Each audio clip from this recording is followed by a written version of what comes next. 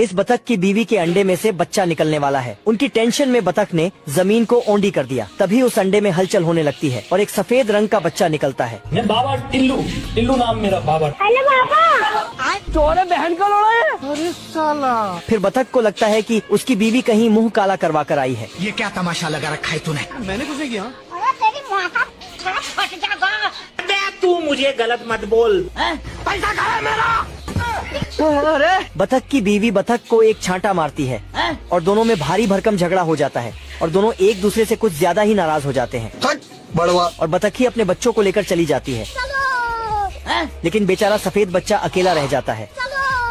तो ये भाग कर जाता है और बतखी के पास चला जाता है। माँ मैं आ गया। माँ सुनो तो, माँ मैं आ गया। माँ चोरे बहन का लोड़ा है। अरे नहीं भाई, तेरी बहन का। कौन है बे तू? लेकिन बतखी बच्चे से भी नाराज थी।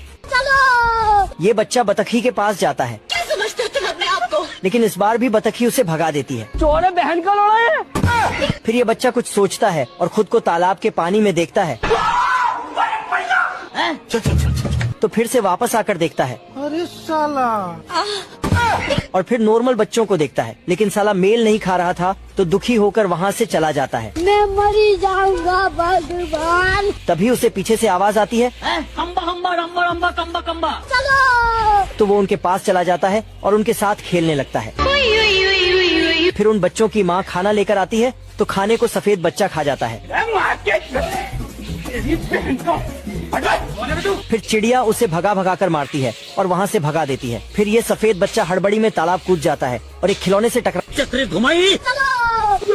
ये सफेद बतख का बच्चा इस खिलौने को ही अपनी माँ समझकर उसके साथ खेलने कूदने लगता है और जैसे ही ये खिलौने की नाक से छलांग लगाता है तो वो ऊपर नीचे होने लगती है और उसकी नाक बच्चे को लग जाती है तो बच्चा वहाँ से भी भाग जाता है और सोचने लगता है कि इस दुनिया में उसका कोई नहीं है। मैं मरी जाऊंगा भगवान। और बहुत उदास हो जाता है। फिर सफेद बच्चा खुद को पानी में देखता है और जोर जोर से रोता है।